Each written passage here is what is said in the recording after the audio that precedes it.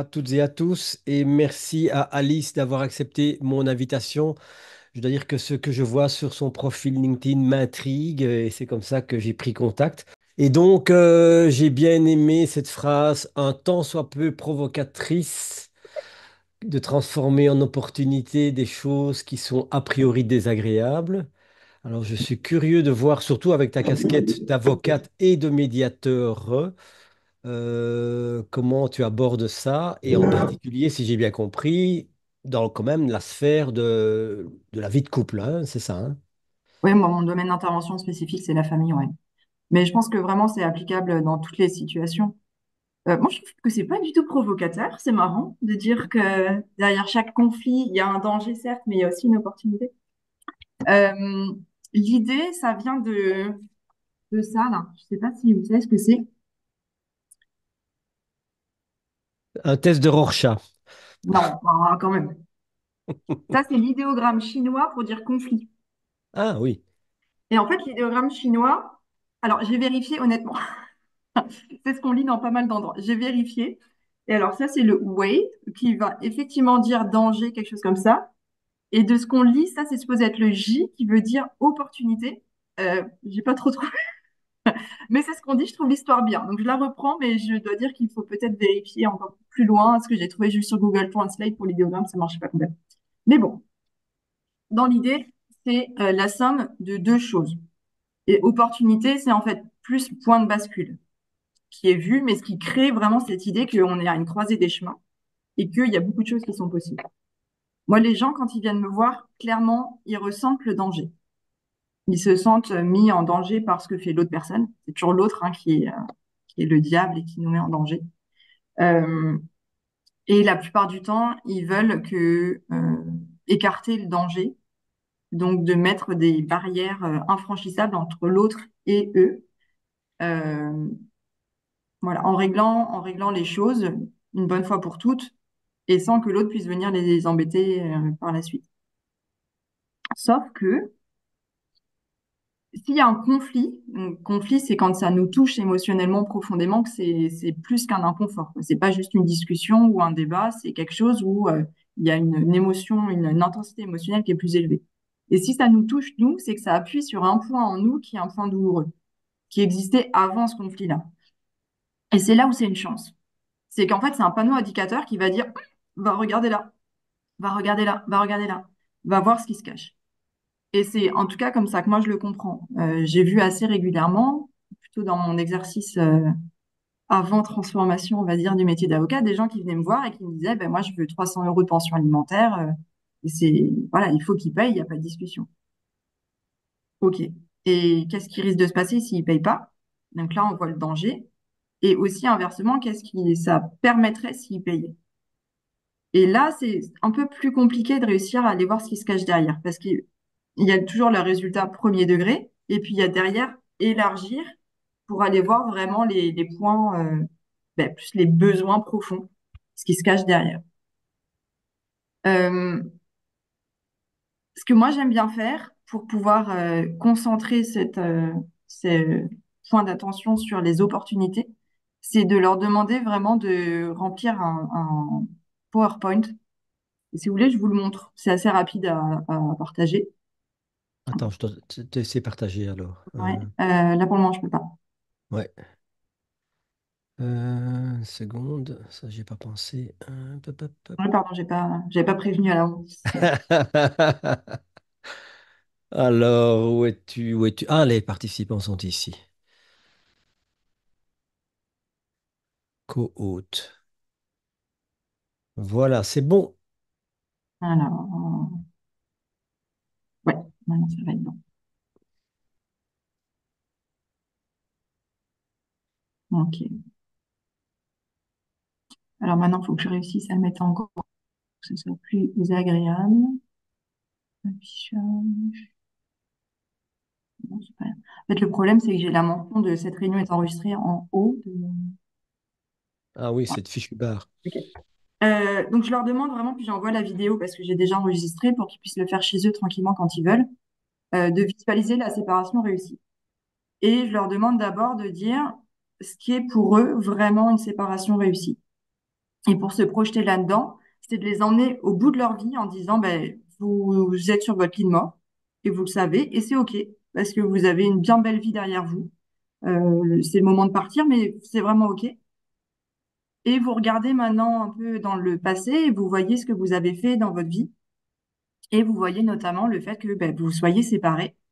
Et vous pouvez vous dire que ben, vous êtes fiers de vous. Vous avez réussi à atteindre quelque chose qui est vraiment beau. Malgré les difficultés, vous avez vraiment réussi à aller en haut de la montagne que vous vouliez, avoir le beau soleil. À quoi ça ressemble? Qu'est-ce qui est vraiment important? Et là, donc, c'est des mots beaucoup plus généraux qui vont arriver que de dire, bah, j'ai eu les 300 euros de pension alimentaire. Ils vont pas dire ça. Ils vont dire, bah, j'ai réussi à créer finalement une relative entente avec le papa des enfants malgré la séparation.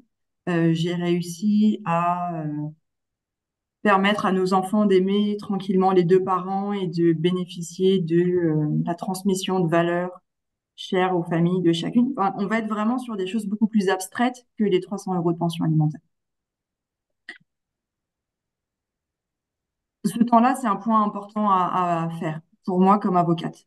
Je pense que très peu d'avocats font ça, bien sûr, mais je pense que c'est fondamental parce que sinon, on se base sur le point d'un cure-dent, mais ça n'a rien à voir avec l'enjeu principal.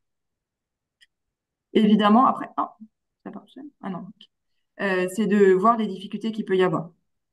Et les difficultés, elles sont toujours de plusieurs ordres.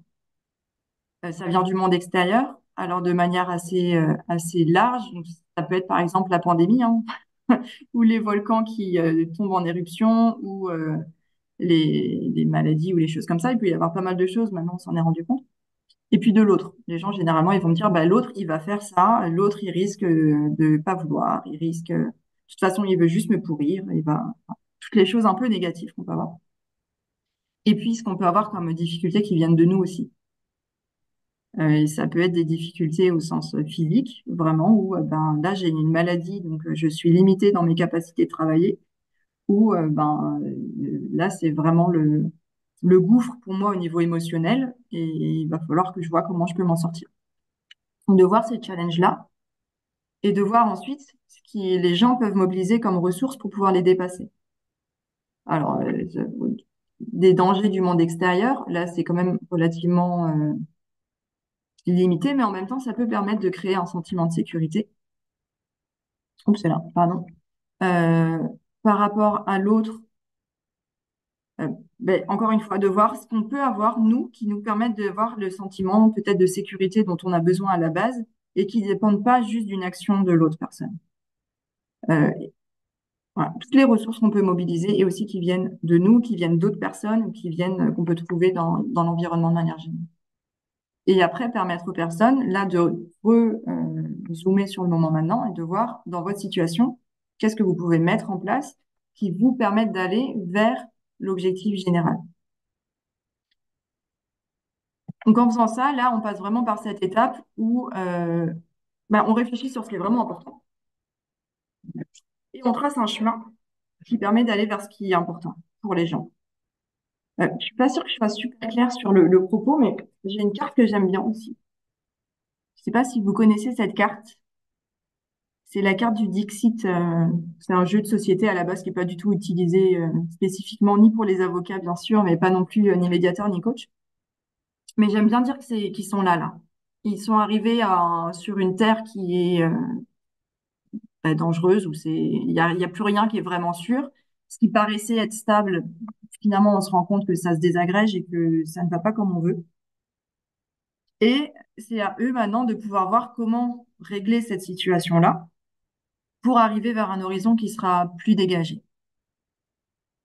Et cet horizon-là, de nouveau, c'est voir ce que j'ai en moi qui est ce point de douleur qui est touché par l'autre dans le conflit.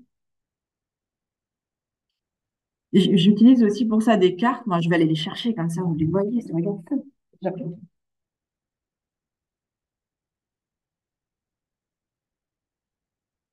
Ça, c'est mes cartes absolument préférées de apprentigiraffe.com. De Apprenti Girafe, le site c'est www.apprenti-girafe.com et c'est des cartes de besoin. Alors, il y en a beaucoup. Il y en a 60 et il y a des extensions encore sur ça. Ça existe aussi pour les sentiments et pour les sensations corporelles. Et je demande vraiment aux gens de prendre le temps de choisir les cartes de ce dont ils auraient besoin finalement, de la confiance par exemple. Pour les 300 euros, ben, là j'ai besoin de confiance sur le fait que mon frigo va être plein, donc ça c'est aussi une carte d'alimentation tout simplement, et que ben, je peux avoir confiance en lui, il va verser de manière générale et pas parce que je lui ai demandé et que j'ai dû menacer et que quoi que ce soit, je peux compter sur lui. Et le fait qu'il verse ces 300 euros, ça montre, ça permet de sentir cette confiance en l'autre. Donc les gens vont prendre ces cartes et alors là, ça dure quand même bien souvent 5-10 minutes, puis encore une fois, il y a beaucoup de cartes. Et pendant ce temps-là, moi, je parle pas. Je peux même parfois sortir de la pièce et les laisser prendre ce temps pour eux, pour qu'ils se ressentent sur les besoins. Et je leur demande après de présenter les cartes. Et je répète aussi assez simplement en disant, ah, vous avez besoin de confiance, ou ben, peu importe la carte qu'ils ont choisie. Et ça, je peux vous assurer que rien que ça, pour les gens de prendre conscience de leurs besoins intérieurs, eh ben, c'est déjà énorme. Alors, ça règle pas le conflit directement, mais ça permet de voir le panneau indicateur du conflit et ce qu'il y a derrière soi. Et ça, c'est déjà un des points de cadeau. C'est de se dire, mais OK, là, l'opportunité, maintenant que je vois où je souffre, je peux moi aussi prendre les choses en main pour aller mettre du baume sur cette blessure qui existait avant. Parfois, ça peut être assez simple. J'ai une personne qui est venue me voir une fois qui m'a dit, ben moi, j'ai l'impression de m'être éteinte dans la relation. Et normalement, je suis quelqu'un de très joyeux. Je suis presque comme une enfant. J'adore rire, j'adore chanter, j'adore. Je sais pas quand est-ce que j'ai fait ça pour la dernière fois. Et ben rien qu'avec ça, déjà, elle s'est dit, puis on a fait le plan. Elle s'est inscrite à un karaoké. Elle a dit qu'elle proposait à ses copines de faire un karaoké le soir pour reconnecter avec ça. Alors, on est assez loin du conflit avec l'autre personne, mais le fait de parler du conflit et de à quel point elle se sentait mal, ça lui a permis de remettre le doigt sur son besoin de connecter avec sa joie intérieure qui était bien oubliée.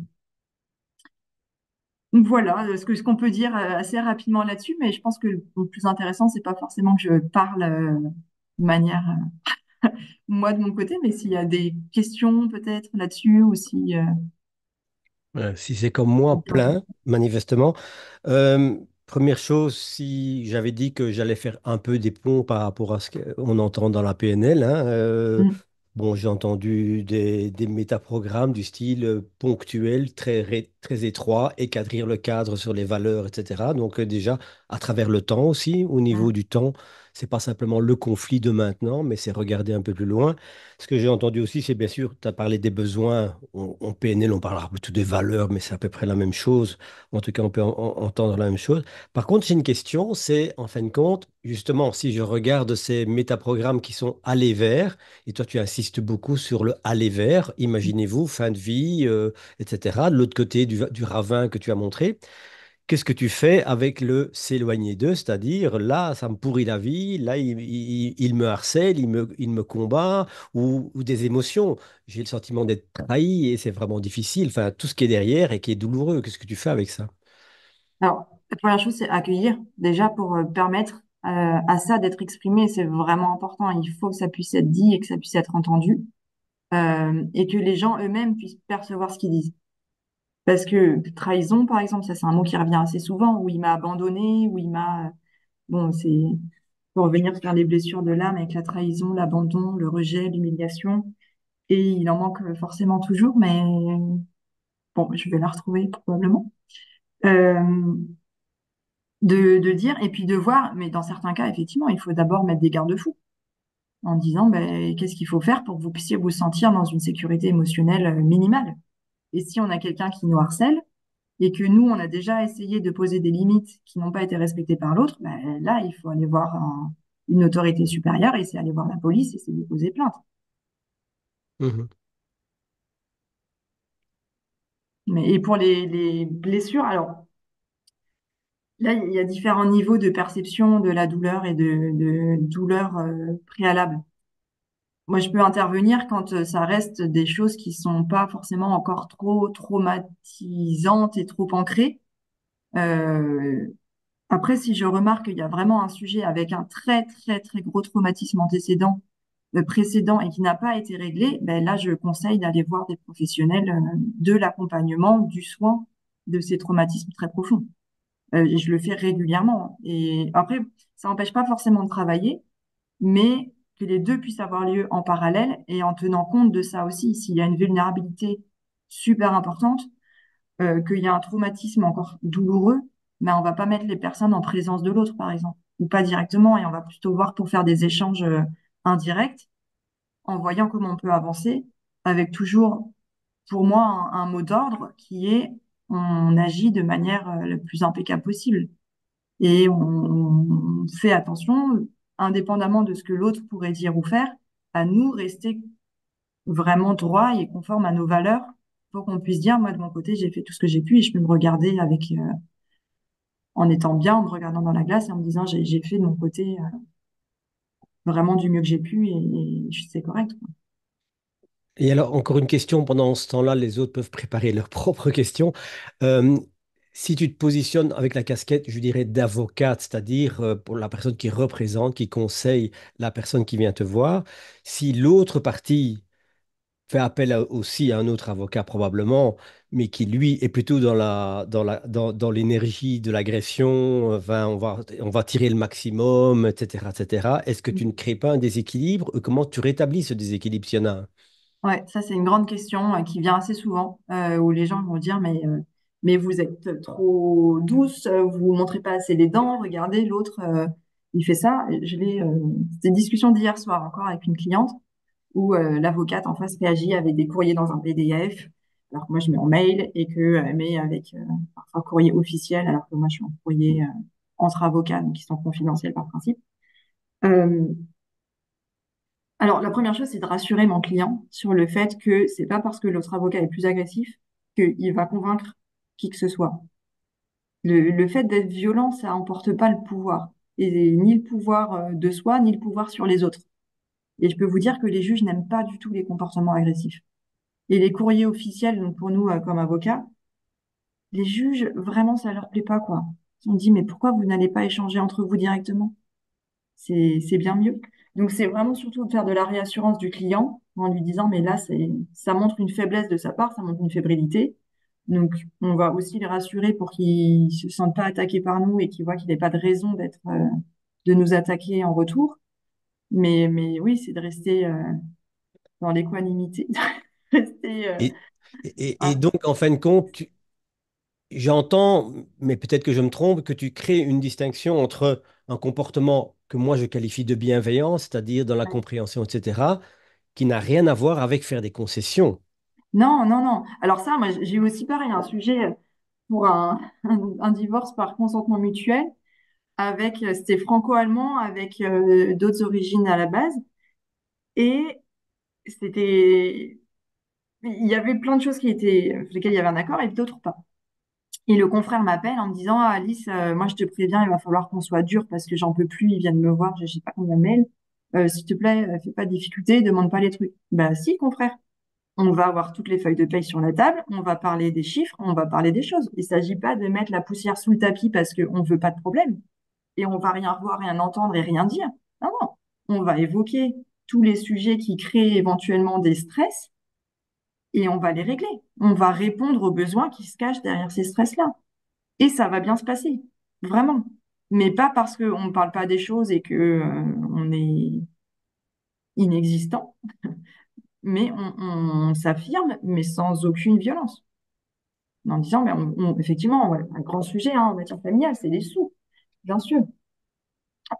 Oui, on va communiquer et on va demander les éléments financiers. Combien vous gagnez par mois? Vous avez déclaré combien de revenus?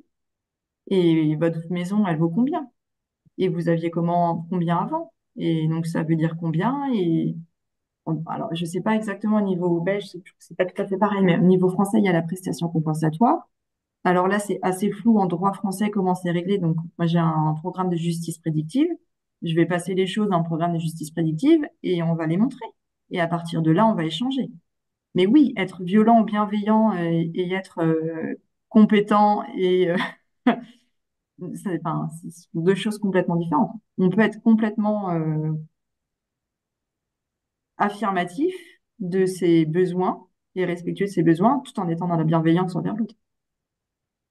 Ouais. Et il n'y a jamais des moments d'hésitation où tu te dis, tiens, faire un geste va arriver à mieux. Non, c'est toujours aussi clair que ça y paraît ou... Ben alors là, ben typiquement, hier soir, avec l'avocate, la cliente qui me dit, mais l'avocate en face, mais vous êtes sûr, mais ça va bien se passer, mais je vais pas me faire croquer. Euh, ben, évidemment qu'on se dit, mais est-ce que vraiment c'est la bonne chose à faire? Mais oui, oui, c'est la bonne chose à faire. Il faut pas céder à la violence dans la manière d'agir parce que en face, ils paraissent violents. C'est vraiment pas la bonne chose. Et encore une fois, devant les juges, ça passe pas bien quand on fait des choses violentes comme ça. Après, ça veut pas dire enlever ses limites. Là, mon rendez-vous qui a duré plus longtemps ce matin, c'est une cliente, c'est dans un dossier franco-allemand, c'est un peu complexe. Je l'ai poussée à aller en médiation. Il y a une date de médiation qui est trouvée. Mais à côté de ça, le papa paye pas le montant de pension alimentaire et elle veut saisir le juge parce qu'en Allemagne, pour le coup, c'est plutôt droit, quoi. On regarde combien on gagne et puis il y a le montant de pension alimentaire. Et je lui dis, mais je comprends tout ça. Après, vous lui dites que vous en avez marre et que vous envisagez éventuellement de saisir le tribunal, mais vous ne saisissez pas le tribunal en douce juste avant la médiation. Et puis, vous venez avec tous les éléments financiers, y compris sur les frais des enfants. Elle dit, mais pourquoi je vois pas l'intérêt? Parce que de toute manière, moi, je veux pas discuter du montant de pension alimentaire. J'y ai droit et je vois pas pourquoi je renoncerais à mes droits là-dessus. Non, c'est pas renoncer. C'est voir ce qu'il peut y avoir comme autre moyen d'action en disant, vous avez droit à X euros, mais par exemple, vous avez des frais de Y euros. Donc peut-être qu'ils vous versent pas à vous les X euros, mais qu'ils versent directement les différents prestataires, les écoles, peu importe, à hauteur des Y euros et qui vous versent à vous le X moins Y. Vous, ça vous change rien à votre budget, mais pour lui, ce sera peut-être plus acceptable psychologiquement. Mais c'est pas renoncer par avance. Non, je demande jamais aux gens de renoncer à quoi que ce soit. Mhm. C'est pas l'objectif du tout de la médiation, ou ni moi dans ma manière d'exercer comme avocate médiateur, de dire aux gens, ben, soyez prêts à renoncer pour pouvoir vous mettre d'accord avec l'autre. On renonce à rien. C'est juste qu'une fois qu'on a regardé quel était vraiment le sujet derrière, on va voir comment répondre à ça. Et finalement, peut-être que les 300 euros de pension alimentaire, ce ne sera pas la réponse. Et une autre réponse, euh, c'est du cas par cas, il faut voir, mais ça peut être je veux qu'ils voient, qu'ils montrent qu'ils s'engagent pour les enfants aussi, et que, ben, en fait, ils prennent les enfants 2 jours par semaine de plus que ce qui est prévu. Et dans ce cas, on n'aura plus forcément besoin des 300 euros par mois, et on va pouvoir, avec le temps, on va avoir un temps pour soi que pour lequel sinon on aurait eu besoin de payer une babysitter. Et en fait, on manque cruellement de temps, on est épuisé, on n'en peut plus. Mais ça, on va regarder vraiment au cas par cas. On peut pas le savoir à l'avance juste sur la demande du haut des pyramides du conflit. Il faut aller voir plus profondément. Et on renonce jamais à ses besoins. Oh non, jamais. Mais j'entends beaucoup de CNV dans ce que tu parles. Tu parles Mm. de girafe, tu parles de Ouais, besoins. Et ouais. donc, si je me rappelle bien, il y a cette notion de satisfaire les besoins, différentes stratégies. Et en Mm, fait, éventuellement, tu vas naviguer dans les stratégies possibles mm. pour satisfaire le besoin. Mais bien sûr, ne rien céder sur le besoin, ça me semble assez évident. Je m'adresse au panel des écoutantes, auditrices. Enfin bref, Auditeur questions, aussi, je commentaires. vois au moins 2 hommes. Oui, oui, oui. Commentaires, questions? Oui, alors moi j'aurais une question, c'est peut-être qu'un détail, mais est-ce que tous vos clients acceptent d'utiliser les cartes? Euh, Est-ce qu'il y a des gens enfin, est-ce que vous évoluez comme ça la possibilité enfin, quels outils peuvent être Mm, utilisés ou mm. vous sortez d'emblée vos cartes parce que c'est votre manière d'être, votre manière d'exercer? Alors oui, d'abord, ils me regardent un peu avec des yeux ronds comme des soucoupes. Un peu le mais qu'est-ce que vous me voulez? Mais euh, j'en parle beaucoup. Je le mets sur mon site internet. Donc la plupart des gens savent que il y a des chances que je leur propose des choses auxquelles ils ne s'attendent pas. mm, ouais, Et je leur dis aussi, votre conflit, a priori, vous avez déjà essayé de le résoudre en parlant directement avec l'autre, et ça n'a pas fonctionné. mm, Donc, si vous voulez un résultat différent, il faut essayer des méthodes différentes. ouais, Et moi, mes méthodes, je peux vous dire que ça, là, vraiment, ça a l'air de rien, hein, mais c'est tellement puissant.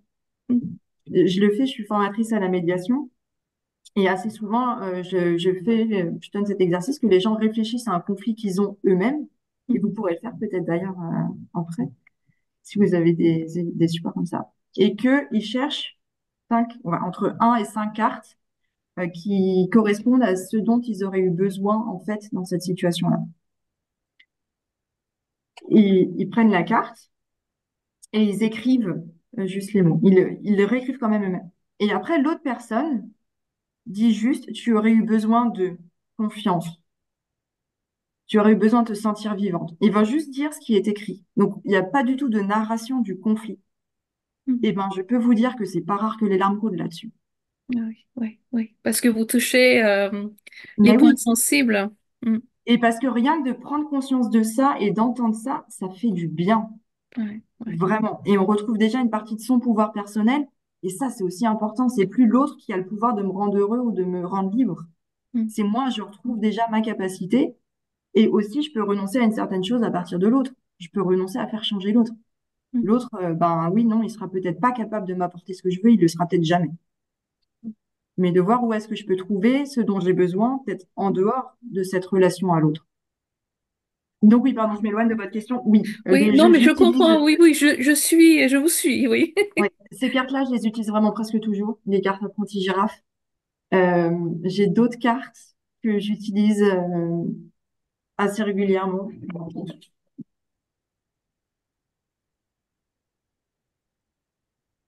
Qui pour le coup, elles sont encore un peu plus enfantines peut-être.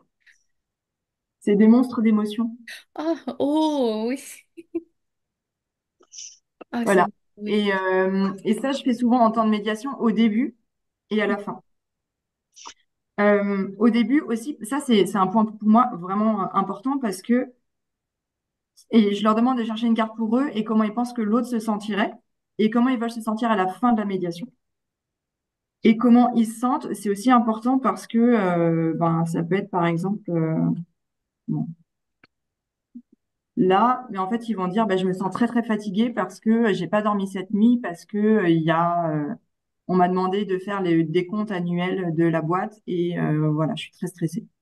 Ou parce que l'enfant m'a réveillée 3 fois cette nuit, ou ben, parce que je suis tellement stressée par la situation. Et ça, c'est un élément super important pour nous aussi à savoir pour pouvoir gérer des réunions en fonction. Et pour pouvoir aussi ne pas faire d'erreur d'interprétation en disant il baille tout le temps, je l'intéresse pas. Ben non, il est juste fatigué de base, quoi. Ouais, ouais, d'accord. Euh, et ça, on peut aussi avoir des surprises aussi. Comment on pense que l'autre se sent, ça, c'est une manière d'intégrer l'altérité sans que ce soit trop violent non plus. Parce que sinon, ben, l'autre, on lui prête que des mauvaises intentions en général quand on est dans le conflit. Et là, Toujours. lui demander comment on peut penser que l'autre se sent, ah oui, on, on imite, enfin, j'ai le mot en avant qui vient, on prend conscience peut-être plus, Mhm. on intègre qu'il a un état émotionnel et qu'on va travailler aussi avec l'autre dans son état émotionnel du moment. Et la carte de nouveau pour le dézoomage ou le zoomage vers la fin, comment on aimerait se sentir à la fin. Et ce à quoi je rajoute, et de quoi vous auriez besoin que moi je fasse, et qu'est-ce qu'il faudrait que vous fassiez pour pouvoir vous permettre de vous sentir comme ce petit monstre. Donc, j'utilise aussi souvent, et oui, ça se passe bien, mais comme dit, moi je fais un peu des disclaimers pour dire attention, je risque de, de vous chahuter, mais il faut que vous puissiez faire un pas de côté pour pouvoir avancer vers un horizon qui vous permette de trouver un accord. Mais si, s'ils étaient, comment dire, suffisamment outillés pour résoudre le conflit eux-mêmes, ils l'auraient déjà fait. Il faut à un moment donné qu'ils soient secoués, ben, qu'ils fassent effectivement autre chose, comme vous disiez, pour résoudre le conflit. Mm, Autrement, ben, ils continuent pareil. mm. Je les fais dessiner aussi parfois. Oui. Des crayons, des feux, les craies grasses et qui dessinent. Et les gens font. Mm. J'ai jamais eu de personne qui m'ait dit non, moi je veux pas faire votre truc là. Mais après, je pense que ça dépend aussi de l'assurance avec laquelle on propose. Oui. Si vous, vous y croyez, je pense que ça passe aussi. Je pense que si vous proposez en étant un peu mal à l'aise, en disant, bon, est-ce que, oui, là, ça risque d'être difficile. Encore Oui, que, si ça apporte un résultat, c'est, oui, oui. Moi, enfin, j'ai envie de me lancer dans la médiation pénale et voilà, il faut que je m'habitue à l'idée d'utiliser des cartes et avec quel genre de cartes je serai à l'aise. je pense qu'il C'est n'y a de aucune voir. obligation. Il Il faut faut pas des se dire, je supports. dois faire ça pour que ça fonctionne. Je pense que c'est plutôt ressentir et essayer et pas trop avoir peur. Ouais. Et oser faire des choses, même si personne vous a dit fais comme ça, c'est ça qui va marcher. Si vous Mm, avez l'impression que ça peut être utile, et vous pouvez dire aussi avant, en disant, bon, alors j'ai une idée qui me vient, je vous préviens, je sais pas si ça va être adapté, mais je, je me dis que peut-être ça peut vous permettre d'avancer et d'avoir quelque chose d'utile. Est-ce que mhm, vous êtes OK pour qu'on essaye ça? ouais. Voilà. Du coup, vous avez aussi une petite porte ouverte. Ils peuvent la fermer si jamais. Et si jamais ça marche pas, ben, il faut aussi leur dire, bon, on a essayé, c'était pas encore ça. On va Oui. voir, on va continuer à chercher ensemble. Ouais. Et c'est aussi OK que vous n'ayez pas dès le début toutes les réponses Mhm, et que ouais. ce soit un process de chercher ensemble ce qu'il peut y avoir derrière. Et pareil, sur les cartes, on peut travailler sans cartes. Mais bon, dans la médiation, il y a toujours cette recherche des besoins et on peut tâtonner et poser des questions et voir avec eux en dire, est-ce que peut-être que c'est ça dont vous auriez besoin? Non, c'est pas ça. Non, non, c'est pas ça, mais non, je crois. Et ils avancent comme ça, ils cheminent. Je pense qu'il faut pas avoir peur de l'erreur absolue, surtout quand c'est aller rechercher vers des besoins. Je pense pas qu'on puisse vraiment, vraiment, vraiment mal faire là-dessus. Tant que c'est pas laisser les gens exprimer des choses négatives sur l'autre Mm, ouais. et que ça les met pas en position de vulnérabilité face à quelqu'un qui pourrait pas respecter leur sécurité. Mm. D'accord, oui. Oui. Tu as, tu as beaucoup dit Merci. elle en parlant de tes clients. Tu travailles aussi avec des hommes, j'imagine. Oui, c'est vrai, je n'ai pas fait attention. Oui, oui, je travaille aussi avec des hommes. Mais la plupart du temps, moi, c'est des femmes qui me contactent souvent et c'est vraiment aux prémices de la séparation. Et j'ai quand même l'impression que c'est plutôt les femmes qui prennent la décision de séparation et qui viennent me voir à ce moment-là pour justement que le conflit soit réglé de manière positive. Donc Mais ça n'aboutit c'est, pas nécessairement à un divorce, en fait. Ça pourrait éventuellement arriver ou pas. ben là, j'ai un couple franco-allemand qui me voit et effectivement, ils savent pas trop encore. Euh, Elle, à la base, elle avait contacté une autre personne en pensant vraiment quand même divorce. Et puis, parlant avec moi, elle se dit, mais en fait, peut-être que ça pourrait bien aller. J'ai besoin d'avoir une porte ouverte sur la possibilité de rentrer en France et que notre enfant puisse vivre la culture française. Mais je me rends compte que si j'ai l'impression que cette porte est ouverte, j'aurai déjà suffisamment de sentiments de liberté et de sécurité pour que ça puisse bien aller. Et c'est juste que là, je me sens prisonnière, donc ça marche pas. Mais peut-être que dans le fond, oui, ça peut bien se passer. On va voir, je sais pas. Rendez-vous le 3 octobre. Et j'ai eu un couple, c'est une fois, qui voulait à la base se divorcer, puis finalement, bah, ils vivent chacun séparément, avec, je crois, 2000 kilomètres d'écart entre l'un et l'autre, mais ils sont en couple. Enfin, pour eux, en tout cas, ils sont en couple, quoi. Ils se voient comme ça, ils se rendent visite et ça leur convient bien comme ça. Bon, bah, pas de divorce. Ok. Juste des kilomètres. Plus des kilomètres, mais ça leur correspond à tous les deux. Mm. Quelqu'un d'autre, un commentaire, une question? Oui, moi je veux bien. Alors déjà, bravo et merci pour ce partage. Et je confirme à les cartes Dixit, parce que je les utilise moi aussi en formation, c'est hyper efficace et ça décalque plein de choses. Moi, je voulais savoir comment ça se passe quand quelqu'un arrive déjà, parce que le faire de la visualisation et puis de se projeter dans l'avenir et de faire de l'analyse comme ça, il faut déjà avoir franchi quelques caps. Quand la personne est vraiment dans le dur et voilà, comment vous arrivez à la remettre un peu d'équerre et comment la remettre déjà dans une attitude un peu positive. Alors, oui, c'est vrai que c'est pas simple. Euh, Moi, je mets beaucoup d'informations en ligne, donc que ce soit sur mon site internet ou sur YouTube, pour que les gens puissent voir je vois les demandes des noms des cartes, ouais. Euh, pour que les gens puissent consulter ça à un moment qui leur aille bien et que ce soit pas forcément le moment même où ils viennent en rendez-vous, surtout s'ils pensent je vais aller voir un avocat, ils sont tous stressés et effectivement c'est compliqué. Euh, la dame que j'ai eue plus tôt là, elle est comme ça. Elle était plutôt à 300 volts et à faire tout de suite les dialogues de tout ce que l'autre pourrait dire pendant ce temps de médiation et à me dire, mais je vous préviens, une seule insulte et je sors et c'est la police. Ah, ben, c'est la rassurer, sur redire ce dont elle a besoin pour que ça se passe bien, revoir, lui redire, mais vous n'avez pas besoin de renoncer à quoi que ce soit, donc n'ayez pas peur, vous, de ce qui pourrait se passer de mal. Vous y allez, vous écoutez, vous entendez. Et à mon avis, quand même, monsieur n'ira pas vous insulter, mais effectivement, vous avez cette liberté quand même, si ça vous va pas, de partir. Ça les rassure. Et je lui ai dit, bon, je pense qu'elle a un peu mal écouté. Prenez une balle anti-stress, vous la mettez dans votre poche, et puis quand il parle et que ça vous énerve, ben, vous concentrez sur votre main et vous le laissez parler, mais laissez-le parler, vraiment. Et puis aussi remettre en perspective tout ce qu'il y a à perdre, à pas se mettre d'accord. Et ça, moi, j'ai fait un tableau pour eux, pour les gens, en disant, ben, qu'est-ce qui peut se passer si on règle pas la situation? Qu'est-ce qui peut se passer si on laisse un juge régler la situation? Et qu'est-ce qui pourrait se passer si on se met d'accord sur quelque chose? C'est-à-dire concrètement, vraiment, à quoi pourrait ressembler la situation, combien de frais, combien d'énergie il faudrait déployer pour pouvoir réussir à aller là, et au final, comment je m'en sors. Et aussi au niveau de la relation. Est-ce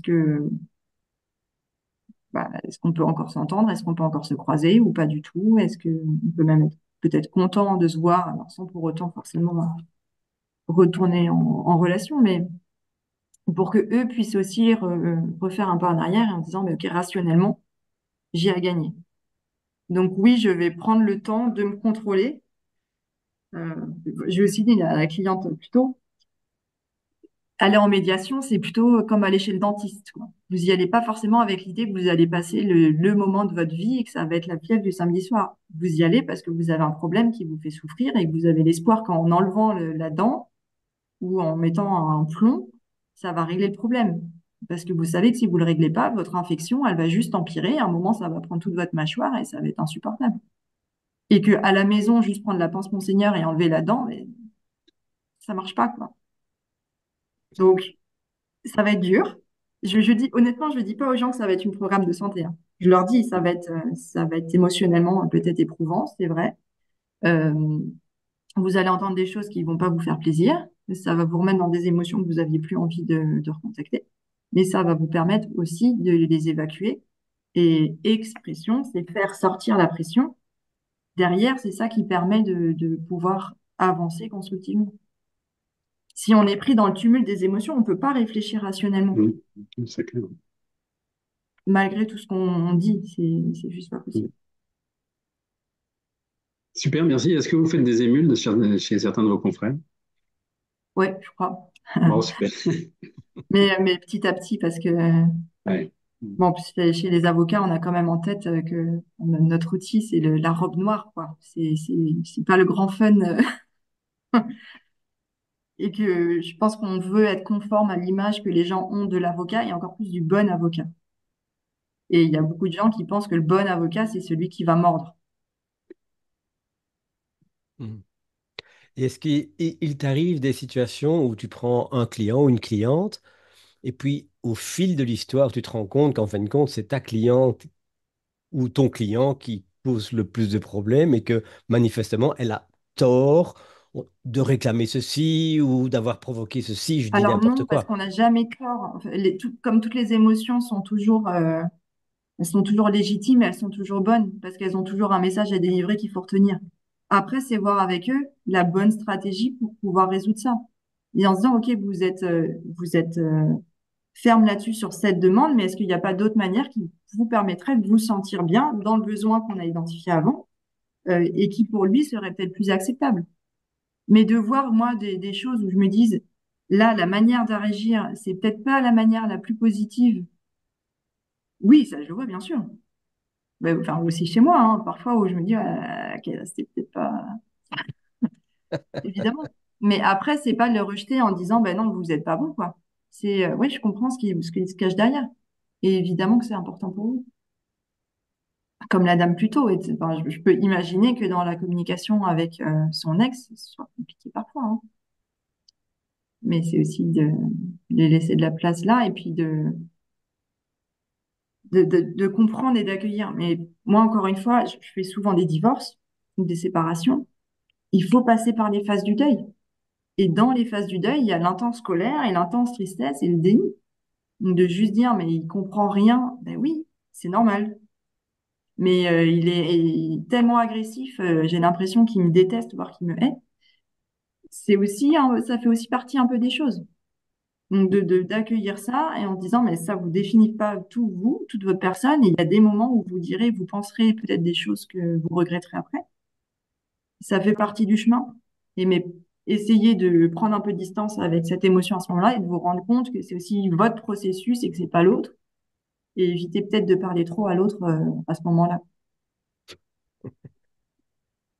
Mais moi, j'ai jamais de me dire la personne en soi est pas la bonne. Je me trompe de bonhomme, c'est pas lui le bon gars. Non, c'est l'action qui est faite qui est pas la plus adaptée pour préserver l'autre. Mais c'est OK d'une certaine manière, quoi. C'est juste qu'il faut revoir ce qu'il y a derrière et réussir à ressentir ça. Mais les gens qui ont beaucoup, beaucoup, beaucoup de souffrance, ils ont du mal à pouvoir accueillir la souffrance de l'autre. Tout le monde n'est pas prêt à faire ce que moi je propose, hein. Ça, c'est quelque chose, c'est pas pour tout le monde. Il y a des gens qui partent alors. Bah, non, parce qu'ils viennent pas, donc ils partent pas. Oui, non, mais même dans vos confrères, je pense qu'ils sont pas tous très à l'aise avec ça. Enfin, pour en Non, avoir rencontré, pour avoir vécu pour m'être séparé une première fois, voilà, c'est quand même très, comment je veux dire, rationnel, cartésien et très rigoureux quand même. Enfin, c'est pas ouais, bah après, moi, je suis généralisé. très rigoureuse aussi, hein. Oui, non, mais ça Vraiment n'empêche dans les pas. Mais discussions il sur faut les quand même chiffres avoir et sur une les ouverture quand prestations même ou sur autres. le. Oui. Mais, oui, en fait, les gens pensent que on peut ne faire que du pur Mm. raisonnement Mm. rationnel. Mais c'est juste pas vrai. C'est juste pas Ça- vrai. oui. Apparemment, il y a un psychologue qui a eu alors je sais pas si c'est prix Nobel ou médaille Fields, non, je pense prix Nobel, en économie, donc même pas en psychologie. Parce qu'il a fait une étude où il demandait à des personnes auxquelles il donnait 10 pièces de dire, bah, vous pouvez garder les pièces si la personne qui est en face de vous est OK avec la proposition du nombre de pièces que vous ferez. Donc, vous avez 10 pièces dans la main. Vous pouvez proposer à l'autre personne de lui donner des pièces. Et si lui est OK avec ce que vous avez, ben c'est OK, vous gardez chacun les pièces. En revanche, s'il dit non, je suis pas OK, vous me rendez tous les deux les pièces. À votre avis, si je faisais ça, je vous donne 10 pièces, vous proposeriez combien à l'autre personne et vous accepteriez si vous aviez combien de pièces dans la main? Est-ce que l'un ou l'une de vous a envie de répondre?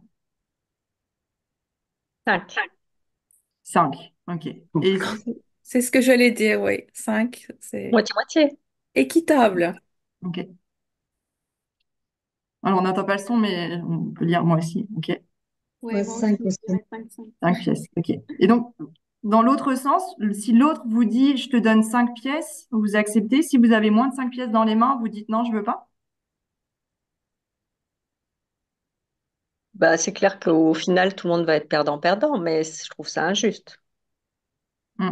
Et ben, dans son expérience, c'est effectivement plutôt ça qui s'est passé. C'est que les gens ont plutôt donné 4, 5, parfois même 6 pièces, et que les gens ont effectivement souvent refusé s'ils avaient même moins de 4 ou autre. Mais c'est complètement irrationnel. À partir du moment où j'ai une pièce, c'est mieux que 0 pièce. Donc, je n'ai pas de raison, euh, raisonnablement, de refuser d'avoir une pièce. Mais parce qu'effectivement, le sentiment de justice est un sentiment qui est souvent plus important que de décider de manière raisonnable ou rationnelle. Et donc, il en a conclu, essayer de faire des négociations purement raisonnées, ben, ça passe pas si on n'introduit pas la composante émotionnelle dans la discussion. Moi, je pense que là, c'est les valeurs Oui. qui sont sollicitées. Hein. Et du coup, nous, en hypnose, je ne sais pas si c'est un protocole qui vient de la PNL ou pas, parce que l'hypnose et la PNL, c'est souvent très mélangé.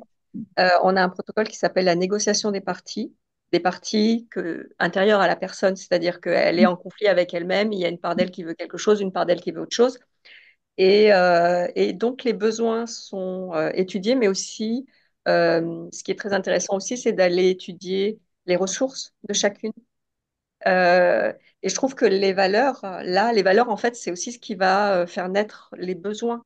C'est si j'ai une valeur de justice qui est importante, et ben justement, je vais me dire que une pièce, c'est pas juste. Et, euh, et c'est cette valeur-là qui peut rentrer en conflit avec l'autre. Et quand les gens connaissent bien leurs valeurs et du coup connaissent aussi celles des autres, ils comprennent mieux pourquoi à certains moments ils se sentent un peu crispés parce que c'est des conflits de valeurs tout simplement. Ouais, complètement. Et ensuite, ce qui est très intéressant en systémie aussi, je crois que c'est aussi en Gestalt, c'est ils font une chaise vide. Mm. Donc, quand on a un problème avec quelqu'un et que la personne, elle va voir un thérapeute, eh bien, le thérapeute met une chaise vide et donc la personne exprime son problème comme si l'autre était là. Et après, la thérapeute invite la personne à aller sur cette chaise comme si c'était la deuxième personne avec qui elle le conflit et fait répondre. Et comment elle réagit à ce que vous venez de dire. Et elle lui fait faire des allées-venues comme ça, de son propre regard, du regard de l'autre, qui reste le sien interprété via l'autre. Et en fait, ça fait énormément bouger de choses. Mhm. Mais même, une fois que la personne a elle-même bougé, forcément, ça va faire bouger le personnage B qui était absent, mais qui a été joué là, en fait. Et effectivement, je pense que les couples qui viennent chez vous, donc c'est très intéressant, je trouve votre démarche, et pour moi, c'est très rigoureux. Et au contraire, c'est très global et intégratif, je dirais. Euh, mais c'est un profil de couple. Moi, j'ai divorcé aussi. Et jamais j'aurais pu venir. Non pas que moi, ça m'aurait pas intéressé, mais c'est que le profil de couple, c'était pas le bon pour venir chez vous, en fait. Mm. Euh, Si la personne exprime ses besoins et que l'autre va se dire, bah, chouette, j'ai toutes les cartes en main maintenant pour savoir comment bien l'ennuyer, il y a aussi ce profil-là.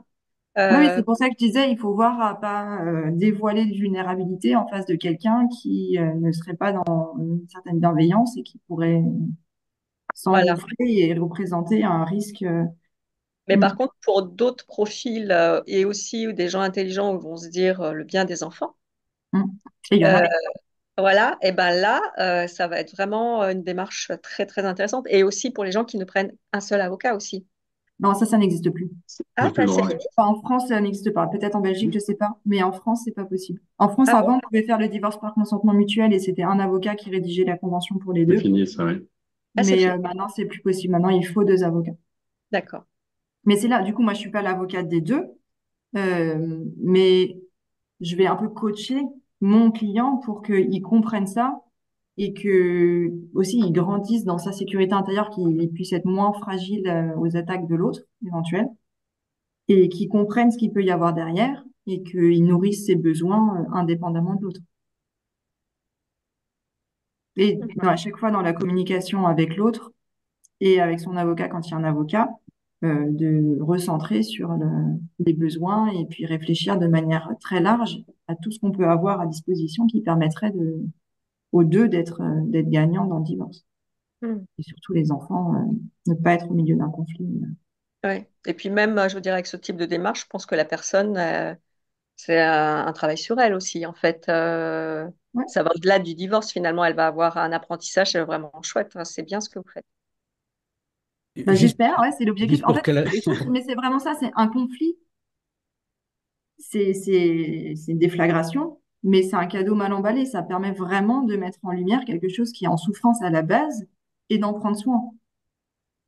Oui, et de savoir finalement pour un éventuel prochain couple ce qui n'a pas été entendu et ce qui devra l'être. Parce que sinon, les gens n'y réfléchissent pas et ils Et reprennent leurs problèmes dans la retombent relation dans la d'avant. boucle. Voilà. Mm. Et Alice, pour clarifier cette histoire de besoin et visualisation, etc., tu fais ça uniquement en one-to-one, je dirais, avec ton client ou ta cliente, ou tu le partages avec la partie adverse, entre guillemets? Alors, il y a différentes situations. Il y a quand moi je suis que pour un des clients vraiment de manière très claire et qu'il y a l'autre en face. Et dans ce cas, je partage pas forcément, encore que ça peut m'arriver qu'il y ait vraiment des courriers, que même dans les courriers, je mets déjà les besoins. en disant ben, c'est ça qu'elle veut et voilà ce qu'elle a pensé qui pourrait être la meilleure manière à ce stade pour y arriver. Mais en même temps, elle ne sait pas quelle est la position de votre client, elle ne sait pas quelle est exactement sa compréhension des choses. Donc, on est ouvert à d'autres possibilités. Et après, il y a aussi les rendez-vous à quatre, où dans ce cas, donc, il y a deux avocats et les deux parties, et où je peux aussi utiliser ça. Mais là, c'est compliqué, honnêtement, parce que il n'y a pas forcément la base de confiance et de bienveillance qui est installée forcément dans tous les pas. Donc, il peut y avoir la crainte que ce soit un outil de manipulation en me disant, mais qu'est-ce qu'elle est en train de faire? Elle veut me convaincre d'accepter un truc qui est pour moi inacceptable à la base. Donc, ça peut être un peu compliqué. Et sinon, l'autre point, c'est quand quand même les deux viennent me voir. Mais là, donc, on est quand même plus sur quelque chose proche de la médiation. Euh, et, et dans ce cas, oui, le mieux, c'est que tout le monde ait les mêmes informations en même temps.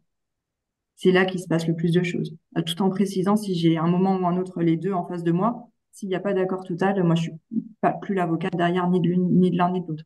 Je vais pas Ah faire oui. de procédure contre quelqu'un que j'ai eu à ma table, que ce soit physique ou de visio, hein. Mais le plus puissant, c'est quand les deux peuvent ressentir et voir ça en même temps.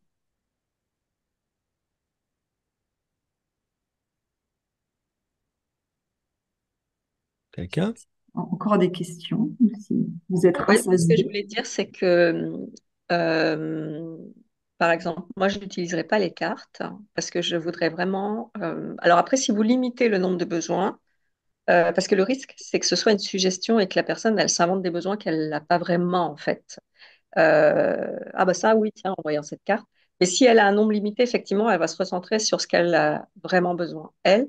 Mais sinon, quand on n'utilise pas de carte et qu'on part vraiment comme ça, juste de la personne, de ce qui lui vient profondément, je trouve que, en tout cas, en séance, moi, je trouve que je touche plus le juste, en fait, et le fond de la personne que si je lui pose les surfaces projectives que sont les cartes. Oui, je pense que ça dépend de la maturité émotionnelle un peu de la personne en face. Je pense qu'il y a beaucoup de gens, en tout cas en France, qui n'ont pas d'éducation aux émotions, aux besoins, et qui ne seraient pas capables de nommer forcément ce qu'ils ont, et pas qu'ils le ressentent pas, mais c'est qu'ils n'ont pas l'habitude de nommer les choses, de prendre conscience, de se connecter à eux-mêmes, et qui pourraient pas forcément leur faire ressentir. Mais Mais quand c'est en là fait, où ça, quand ils choisissent vraiment et qu'on va leur dire, ah, c'est ça, honnêtement, ça se voit physiquement, quoi. Les gens se... Oui. Et ouais, ça, c'est congruent. c'est pas On qu'on dit c'est projette, congruent. nous, quelque chose sur eux, c'est que ça Mm, les touche vraiment en interne. Mais effectivement, ils auraient peut-être pas été capables de le nommer sans un support, là. mm. Non, c'est pas vous qui Ça peut projetez, être aussi, mais par c'est la exemple, personne, c'est la carte qui projette. Mais par contre, je comprends, vous surveillez la congruence. Et ouais, j'allais dire autre chose, ça m'a échappé en fait. Si je vous le dirai si ça remonte. En fait, si c'est ça, c'est si on arrive, on a des techniques pour les connecter à leurs émotions. En fait, on les associe et ils vont toucher l'émotion. Et là, même s'ils nomment pas le besoin ou la valeur, c'est dit entre les lignes et et c'est présent en fait. mhm. Et donc, en fait, ils s'y connectent émotionnellement ou par des sensations corporelles. euh, et et c'est vécu profondément, en fait. Oui, oui. Ouais, il y a plein d'autres manières de faire. Mais oui, enfin, je les fais pas, je les sors pas non plus systématiquement. Et ça m'est arrivé de faire des médiations où juste les choses soient dites ou soient entre-dites et qu'il y ait cette reconnexion qui se fasse. Et Ouais. c'était bon. En fait, ce qui peut être très intéressant, c'est de les avoir sous le coude si la personne en a besoin, mais peut-être d'essayer de démarrer sans. Et puis, il doit y avoir plein Donc de vraiment, ça, variations. Par exemple, donner une permission en disant de dire que c'est pas tout à fait ça, ou de dire c'est plutôt celle-ci que celle-là, donc de travailler par des contrastes. Parce que c'est vrai qu'on pourrait identifier sur une carte, mais on peut imaginer qu'il y a une dynamique à travers les cartes sur base de, tiens, je ressens un peu ça, mais un peu ça, et là, je ne suis pas si sûr, etc. Et la manière dont la personne va paramétrer sa perception ou sa sélection va jouer aussi un rôle, j'imagine. hmm. C'est pas un franc oui, uniquement celle-là ou uniquement celle-là. J'imagine que c'est Ah ben parfois. non, ben non. De toute façon, enfin, il y a souvent plein de choses qui sont liées et puis les cartes, elles ont certains ont des sens un peu similaires. Euh, je pense qu'il n'y a pas juste une seule bonne manière de faire pour tous les cas, dans toutes les situations. Je pense que ce qui est important, c'est d'avoir en gros un peu une boîte à outils, que ce soit des outils physiques ou que ce soit des ressources qu'on a dans la tête. Et après, il faut sentir les choses avec les personnes qu'on a en face de nous à ce moment-là et de voir comment aussi nous, on se sent à l'aise ce jour-là et puis laisser le moment vivre, quoi.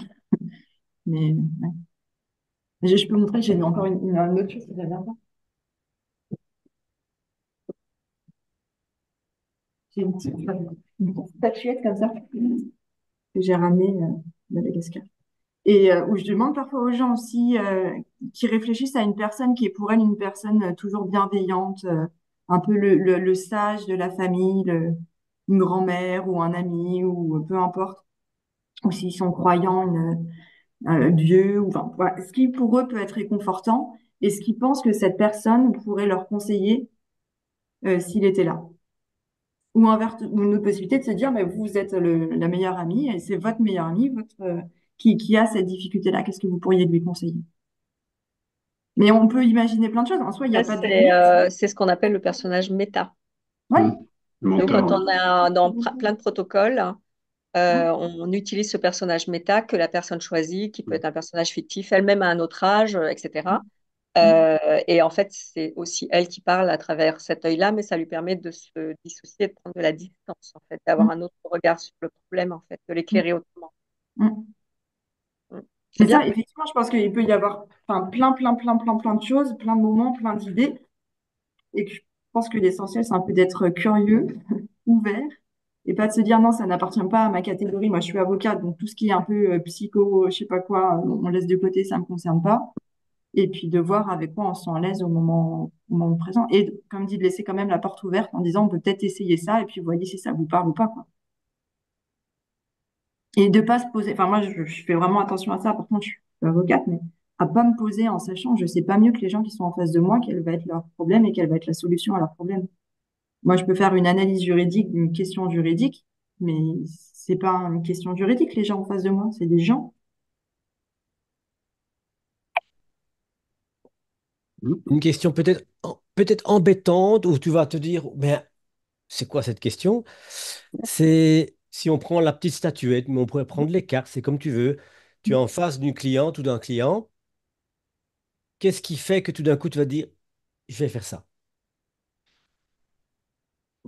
Je ne sais pas, l'envie. Moi je suis une grande joueuse où j'aime bien essayer et parfois, j'ai vraiment l'impression que je suis devant une série, quoi. Je fais des choses et puis je me laisse surprendre, je regarde, je vois ce qui se passe, que ouais. C'est un peu bizarre, je crois, mais Est-ce que Ah tu as non, besoin, est-ce que tu as besoin d'un un petit flottement de doute ou de je ne sais pas pour le moment pour que tu fasses là? Ou est-ce que c'est un rouleau compresseur, enfin tu avances et tu... Ah ben alors j'ai pas moi aujourd'hui je vais besoin jouer d'un au bonhomme, flottement. aujourd'hui. J'ai pas moi besoin d'un flottement. Par contre, je laisse intentionnellement des silences pour que les choses aient le temps d'arriver et pour que aussi il puisse y avoir un petit moment pour eux de se dire, qu'est-ce qui pourrait se passer si on n'arrive pas à une solution. Enfin, je fais intentionnellement des moments de silence et de temps pour qu'ils puissent aussi spontanément éventuellement dire quelque chose. Mais si c'est des choses difficiles, il faut qu'ils aient le temps et l'espace pour pouvoir les exprimer. Donc non, pas rouleau compresseur. Je fais pas 15 méthodes à la minute non plus, quoi. Je pense que il y a beaucoup d'intuition. Je pense que vous êtes plutôt intuitive. Donc, comme vous êtes bien synchronisé, bien en rapport avec l'autre, les choses elles vous viennent automatiquement, sans le savoir, mais vous le savez. Ça vient de l'autre, presque. Comment dire? Ouais, c'est intuitif. On ne sait pas pourquoi ça arrive, mais on le sent. On sent que c'est ça qu'il faut qu'on prenne. Ah ouais, ben là, je vais prendre les cartes. Allez, je tente le. Et le joueur, c'est l'enfant, et l'enfant, c'est l'intuition. Donc, il y a de ça qui ressort de ce que vous dites. Enfin, Mm. envoyez un petit peu de ça. Ouais, Alice, Merci en tout cas, c'est génial. je voulais poser une question. T'as fait du coaching ou pas? Non. Enfin, comme formation ou comme coaché? Formation. Non, non. Parce que c'est drôle, je vois plein d'outils du coaching. Je ne sais pas si c'est OK pour Effectivement, vous oui. aussi, mais plein d'outils qu'on retrouve vraiment dans le coaching et que tu utilises d'une façon intuitive, c'est Non, top, bah quoi. après, c'est pas juste complètement intuitif non plus. Moi, je suis une grande curieuse. Je suis beaucoup sur LinkedIn et c'est comme ça qu'on s'est connus avec Christian. Et- Et je me nourris de ce que je vois. Et je et- lis beaucoup de choses et j'écoute beaucoup de choses. Et je sais que, par exemple, des outils de visualisation avec les ressources, avec les contraintes, les obstacles, les plans d'action, je sais que ça vient du coaching, par exemple. c'est Ou ça. des méthodes qui vont être plus le méta-personnage, je sais aussi d'où ça vient. C'est pas, je n'invente pas ça. Par contre, je les accueille et je les utilise. Mhm. Et Je pas fais des outils. systématiquement non plus, et pas. Ce sont aussi des outils qu'on apprend en médiation, avec des outils de coaching qu'on apprend en médiation quand on fait des formations, quand on se fait former à la médiation. Ouais. Mhm. Oui, c'est assez connecté. Le coaching, pour moi, enfin, la médiation, c'est une sorte de coaching pour les deux, de leur redonner le pouvoir de trouver leur solution à leurs problèmes. Après, c'est centré sur un problème qui est en lien dans leur relation, et c'est de voir les deux aspects. Mais après, dans la médiation, c'est pareil. Là, c'est aussi à clarifier avec eux qu'est-ce qui est important pour vous. Est-ce que c'est qu'il y ait vraiment une amélioration relationnelle ou est-ce que c'est d'avoir une réponse très précise à une question très précise et si vous entendez toujours pas avec l'autre à la fin, c'est complètement OK pour vous. De clarifier aussi un peu ça et de voir en fonction quels outils on va utiliser ou pas. Mhm. Et en tout cas, vous avez une posture qu'on utilise en hypnose, hein, c'est-à-dire que vous ne savez pas à l'avance vers quoi ça va Non, mener ouais, et vous laissez faire et vous laissez le temps de vivre ce qu'il y a à vivre et ouais. ressentir. Donc ça, c'est vraiment enfin, c'est super juste, quoi. C'est ce qui permet aussi aux choses de se faire. C'est beaucoup plus confortable.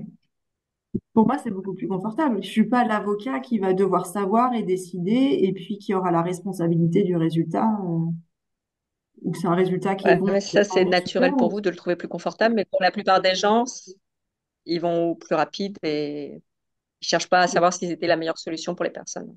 Mm. Pour moi, c'est beaucoup plus confortable. Et puis, vraiment, j'ai ce côté un peu, c'est super divertissement, quoi, de voir comment les gens vont réussir à avancer, où j'ai un peu l'impression que j'ai en tête qu'il va y avoir la happy ending, mais alors laquelle ce sera, et comment ils vont faire pour y arriver, et de vivre ça avec eux, moi, c'est grisant un peu. C'est beaucoup plus grisant que d'avoir un bon résultat du juge, ou quand on réfléchit derrière, on se dit, OK, mais est-ce que vraiment cette solution est bonne?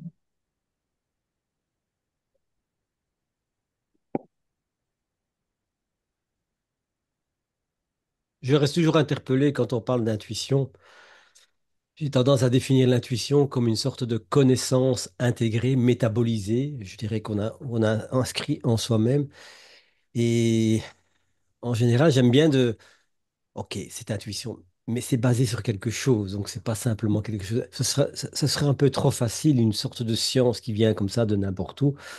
Il y a de l'accumulation d'expériences avec des hésitations, avec des doutes. C'est pour ça que j'avais posé la question du doute et du flottement, etc. C'est que dans ces moments immensément fragiles et flous, aussi bien chez le client ou la cliente que chez toi, il y a quelque chose qui se passe. On n'est peut-être pas capable de le définir ou de le décrire, mais il y a quelque chose qui se passe. Parce que, par exemple, tu disais très bien, je laisse du temps. Je laisse du temps à la personne, je laisse des silences pour le faire. Mais il y a des silences qu'on sent très vite qu'ils n'arriveront à rien. Et il y a des silences qu'on sait qu'il y a une maturation et quelque chose va émerger. Parce que sinon, on va passer. Et c'est cette petite nuance qui est intéressante, c'est de savoir comment sais-tu que ce silence va être productif et que ce silence mène à rien. Alors, moi, je suis une optimiste, peut-être pathologique, mais et pour moi, même si à un moment, ça peut être, bon, là, j'ai l'impression que ça n'avance pas. J'ai pas l'impression que là, tout de suite, maintenant, on arrive à avoir les ressources pour vous permettre d'aller vers là où vous voulez être. Euh, et de dire, bah, alors, soit proposer de faire une pause juste comme ça, soit de voir si, peut-être réaffirmer l'envie qu'ils peuvent avoir de trouver une solution ou pas, ou peut-être raconter une histoire. J'aime bien raconter des histoires aussi qui puissent réfléchir à ça et que ça leur permette de se réinterroger sur à quel point ils veulent ou pas avoir une solution avec l'autre. Parce que fermer un conflit, c'est aussi compliqué. C'est pas neutre, vraiment. Parfois, on a l'impression qu'ils sont à deux doigts et puis ils passent pas, mais parce que fermer le conflit en soi, c'est compliqué. C'est couper un lien, c'est laisser partir un lien, c'est terminer une histoire, c'est laisser de la place pour quelque chose d'autre qu'on maîtrise peut-être moins aussi après. Et accueillir le fait que peut-être les gens, à ce moment-là, ils sont pas prêts. Ou que peut-être que moi, j'ai pas non plus su leur donner ce qu'il fallait pour qu'ils aient, mais et les laisser repartir avec ça. De faire partie aussi du chemin. Et ce que j'entends dans tout ce que je viens de dire, c'est qu'il y a d'abord cette confiance qui a l'air d'être vraiment bien inscrite, cette Mm. confiance, et c'est dans le sens optimisme, hein. C'est-à-dire, en fin de compte, la solution, elle est là, et c'est peut-être une question de temps, c'est peut-être une question de changer la manière, etc. Mais moi, ça me paraît être un élément essentiel dans ta démarche, c'est cette notion de confiance et d'optimisme. Et si j'ajoute à ça la notion un petit peu de jeu, hein, enfin, jeu dans le bon sens du terme, hein, jeu dans le sens de je suis curieux, cette curiosité enfantine, si je mets ces trois ingrédients, j'arrive un peu à imaginer comment tu vis tes séances. Enfin, ou peut-être que je me trompe. Après, moi, ce que je propose aussi quand il y a des choses que j'ai l'impression qui peuvent pas être dites dans ces circonstances-là, c'est d'avoir des entretiens individuels. Parce que Mhm. peut-être qu'il y a des choses qui sont importantes et que les personnes en ont conscience à ce moment-là, mais qu'elles peuvent pas le dire dans ces circonstances-là. Parce que c'est avec l'autre personne qui est en conflit, que quand même, l'autre personne, c'est pas la personne à qui on a envie de faire des révélations ou de se dévoiler complètement. Mais quand même, par ce prisme-là, ça va nous avoir permis de voir quelque chose qui est important pour nous. Mhm. Et je pense qu'il faut vraiment être très respectueux. Il faut pas pousser. Si on a l'impression que les gens ne sont pas prêts à dire ou à faire quelque chose, il faut vraiment respecter leurs besoins à ce moment-là de pas s'exprimer. Et ce Et- qui veut pas dire que les choses se font pas. Moi, j'ai aussi assez confiance en le fait qu'on sème des graines et après, elle poussera ce qui devra pousser au moment où ça devra pousser. ouais. Encore une Donc, petite ça peut me question. frustrer un peu parce que j'aime bien voir les choses, mais c'est pas grave. C'est le principal, c'est pas que moi j'ai ce plaisir de le voir et que ça puisse grandir. Encore une petite question un peu en dehors, mais malgré tout, non. Comment abordes-tu, comment envisages-tu ce qu'on appelle vulnérabilité? Une très grande question. Ah ben oui. Alors juste, je suis en visio. Il y a quelqu'un qui se calme. Vulnérabilité. Ben, alors le sujet est tellement immense, je sais pas, on est tous vulnérables, on a tous des blessures. Je pense que on ne peut pas grandir sans blessure et que si on n'a pas de traumatisme de nos parents, on les reçoit en transgénérationnel, mais alors là on va encore dans un autre truc, qu'on a tous nos vulnérabilités et que c'est pour ça qu'on aura tous aussi des conflits et des choses qui vont nous heurter et que ça peut être l'occasion de voir ce qu'il y a derrière à chaque fois et de grandir et d'apprendre. Parce que justement, dans cette notion de avocat défense, hein, la défense, l'attaque, etc. Donc Ok, tu voulais plutôt vulnérabilité des personnes des femmes, oui, par exemple, victimes de violences ou des enfants qui sont pas en capacité forcément de se défendre autant. oui, ou simplement une perception de menace même, hein. Il faut pas nécessairement une menace physique effective, mais un sentiment de se sentir menacé qui fait qu'en fin de compte, tout le jeu s'écroule, puisque... Bah alors là, tout le jeu s'écroule pas parce que généralement, ça va être exprimé dès le début et ça va être de construire un jeu qui puisse tenir avec ça. Et donc, ça veut dire qu'on va pas mettre les deux personnes en présence dans le même espace physique. On va plutôt voir soit pour faire en visio, soit pour faire en échange navette. Éventuellement qu'on dise tout de suite, bah, allez voir un avocat qui pourra vous informer complètement sur vos droits, qui pourra être à vos côtés pendant le temps d'espace, d'échange. Euh, mais une personne qui est complètement vulnérable, effectivement, ce sera compliqué de faire une médiation avec parce qu'elle n'aura pas l'impression qu'elle pourra vraiment décider comme elle veut. Que ce sera mieux pour elle d'avoir une moindre menace que et du coup d'accepter quelque chose qui n'est pas bon mais qui est déjà mieux que la base, plutôt que d'avoir recours à une aide extérieure qui, pour le coup, dira très clairement, OK, ça, on arrête, on sépare, et puis Après, vous pouvez partir, mais loin de cette relation-là aussi. Parce qu'il y a un petit peu ça dans la métaphore de l'avocate, peut-être pas de la médiateur, mais c'est en fin de compte, c'est la personne qui va me défendre. Cette notion de délégation de cette fonction de sécurité, en fait. Ouais, bah alors moi je vais plus à tout ce qui est violence, et choses comme ça. Parce que, bon, en plus, en France, il y a pas mal de dispositifs qui existent, mais qui sont difficiles à manœuvrer, qui ne sont pas tous selon les mêmes juges. Donc, il faut avoir beaucoup, beaucoup, beaucoup de compétences et de connaissances des dispositifs et aussi dans les villes sociales. Euh, Moi, si je sens ça, je vais renvoyer directement vraiment un avocat qui prendra cette fonction-là. Et si on redescend juste un niveau, simplement, dans le divorce, j'ai l'impression que il ou elle va me rouler dans la farine, va essayer de profiter de la situation. Donc, je peux me sentir vulnérable à un moment. C'est plus psychologique que véritable menace physique. Et à ce moment-là, fais appel à l'avocat ou à l'avocate pour cette Oui, vulnérabilité-là. oui, oui. Bah, de toute façon, pour un divorce, on peut, comme dit, hein, il faut un avocat par partie. Et Mhm. l'avocat, il est vraiment là pour permettre qu'il y ait une information sur les droits et tout ça. Mais c'est vrai que c'est difficile, notamment quand il y a une vulnérabilité économique ou qu'il y a une situation d'emprise et que la personne dit, ben moi, je suis prête à tout lâcher, je veux absolument rien pourvu qu'il me laisse tranquille psychologiquement. De ma sécurité émotionnelle de plus avoir de lien avec lui, ça vaut tout l'or du monde et je suis prêt à tout lâcher même si j'ai rien économiquement. Ça, c'est une grande difficulté sur la médiation, à quel point on peut accepter des choses en se disant, bah ouais, ok, je lui rends service parce que je lui permets d'être libre, même si c'est au coût de l'argent auquel elle aurait suffi, sinon droit.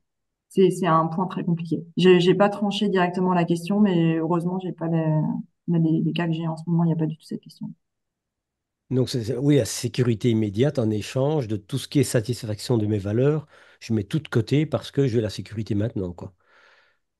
Ouais, Parce mais qu'elle c'est, veut elle veut boucler l'affaire, mais le Ouais. problème, c'est que les gens qui parlent comme ça, parfois, ils y renoncent pour eux, mais surtout, ils y renoncent pour leurs enfants, sans calculer ouais, l'impact que ça va avoir pour les études supérieures, etc. ouais, Et là, c'est souvent l'avocat qui rappelle, non, vous avez des droits et on ne va pas régler les choses comme ça, en fait. ouais. Et il y a un cas maintenant, d'ailleurs, de convention de divorce par consentement mutuel où l'épouse avait renoncé à tout, mais c'était en fait un divorce qui avait été fait sur une plateforme de divorce en ligne à 3 euros, euh, avec une situation vraiment d'emprise assez importante. Et derrière, la personne est retournée voir un avocat quand justement elle avait un peu plus d'espace psychique pour pouvoir réfléchir à tout ça. Et la convention a été annulée. Bon, ce qui pose des gros problèmes parce qu'entre-temps, donc, le mari divorcé s'était repaxé. Donc aussi au niveau imposition, il y a enfin, ça va être un énorme bordel à détricoter parce que je crois que c'est plus de 6 ans après que c'est annulé. Mais non, c'est un très, très grand sujet. C'est difficile de traiter ça de manière définitive en disant c'est mieux de rien faire, mais est-ce que c'est pas déjà mieux que la situation actuelle quand même? Est-ce que moi j'ai de la chance vraiment, comme dit, dans mes situations, il y a pas cette question-là. Ouais, bon. Quel domaine, quel domaine. Ouais. Est-ce qu'il y a encore des questions? Il y a des questions sur les références de cartes, mais peut-être que je te les redonnerai après, Oui, Christian, et oui, tu pourras ce renvoyer sera à plus tout le monde. facile si tu veux bien. Mais voilà, je vois que, tu vois, il y a tellement de sujets et ça ouvre et je trouve ça intéressant, c'est que c'est cette dimension, cette rigueur rationnelle de la casquette d'avocate avec les normes et les règles et les calculs et les montants, etc. Puis à côté de ça, il y a la prise en compte de la dimension globale de la personne dans ses valeurs et dans les ressentis qui émergent, aussi bien de la situation. Effectivement, à ce moment-là, on a toutes ces techniques que tu as citées, visualisation, les cartes, qui sont tous des moyens d'exprimer, en fin de compte. Et alors là, c'est quelque part, tu es à la réception, rattraper la balle pour en faire quelque chose. Ce que je trouve le plus étonnant là-dedans, c'est que ça va jusqu'à, parfois, en tout cas, à partager tout ça avec l'autre personne, quand c'est possible, bien sûr. Ça, je trouve que c'est, pour moi, assez surprenant. En fait, je pensais initialement que c'était uniquement en cercle complètement fermé, dans la phase préparatoire. Mais non, ça va même jusque plus loin, si j'ai bien compris. En tout cas, si les conditions sont remplies, hein, ça me paraît super intéressant. Voilà, s'il n'y a pas d'autres questions, je regarde un tout petit peu. Non, on va donc conclure. J'espère que cette histoire de conflit aura été une opportunité pour vous aussi pour trouver des idées. Et sans doute que les jeux de cartes ont beaucoup intrigué, beaucoup attiré l'attention. Donc, ça me paraît peut-être intéressant. Je trouve que c'est chouette. C'est tout à fait ce que j'osais rêver, espérer entendre de ta part. Donc, je te remercie beaucoup d'avoir accepté cette invitation, parce qu'on se connaît quand même relativement peu, donc c'est un petit peu un hasard. Mais l'intuition m'avait dit que c'était un coup à jouer. Ah bah parfait, j'en suis ravie. Merci Merci pour cette beaucoup, invitation. Alice. Merci beaucoup à celles et ceux qui sont encore présents en ligne, parce que sur le temps de midi, c'est pas jamais facile et c'est compliqué. Le display, le replay sera disponible pour tout le monde, comme dans très très rapidement, une fois que j'aurai un petit peu assemblé tout ça. Et comme ça pourrait être partagé pour ton réseau et les autres. Parfait, super. Merci Merci beaucoup beaucoup. et Passez une bonne bonne journée à journée. tous.